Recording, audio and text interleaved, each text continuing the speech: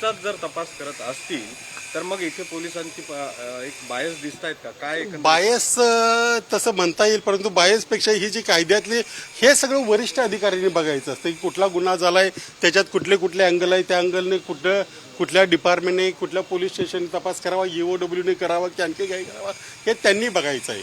आणि त्या अनुषंगाने आम्हाला वाटतं या संदर्भामध्ये फार मोठी उणीव राहिलेली आहे आणि ती उणीव ठेवली गेली असं म्हणायलाही आता जागा आहे. कारण इतके महिने झाले जवळपास तपास चालू आहे, परंतु योग्य निर्णयापर्यंत किंवा निष्कर्षापर्यंत सगळं काय आलं आहे असं दिसत नाही. आणि अजूनही हे जे आम्हाला करावं लागतंय त्याच्यावरून हा तपास काही लवकर पूर्ण होण्याच्या दृष्टीने चालू आहे असं आता वाटत नाही.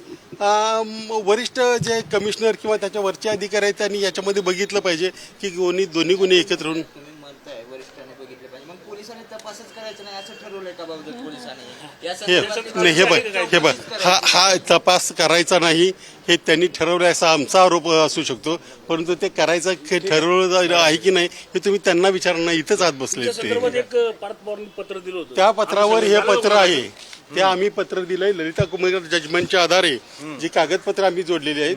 ते जे गुन्हा ज्या जजमेंटच्या आधारे दाखल करा म्हणत होते त्या जजमेंटच्या आधारे आता गुन्हा दाखल करा असं आम्ही यांना पत्र दिलंय. तसंच आता बावधनलाही दिलं जाईल आणि तसंच EOWलाही दिलं जाईल. जो न्याय आम्हाला होता आम्हाला लावण्याचा प्रयत्न केला तो त्यांनाही लागला. मुळामध्ये सर म्हणाले की सकारात्मक चर्चा झालेली आहे, याचा अर्थ तुम्ही जे काही त्यांना विनंती केली होती ते सबमिट करतायत का आता आणि काही त्या हालचाली दिसत आहेत का?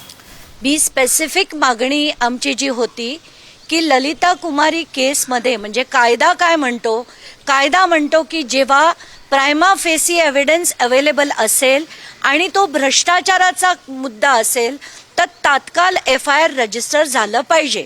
आतापर्यंत शीतल तेजवानी आणि दिग्विजय पाटीलवरच आणि तारूवर झाला, म्हणजे छोट्या छोट्या लोकांना त्रास दिला गेला पण पार्थचं नाव नाही. आणि जो तुम्ही प्रश्न विचारला ते संतोष हिंगणे ज्यांनी खरं तर हा FIR केला त्यांच्या विरुद्धच त्यांनाच अक्युज्ड म्हणून घ्या अशी मागणी आम्ही केलेली आहे. आणि याच्यात संतोष हिंगणे आणि त्या ॲडव्होकेट तृप्ता ठाकूर यांच्यातलं झालेलं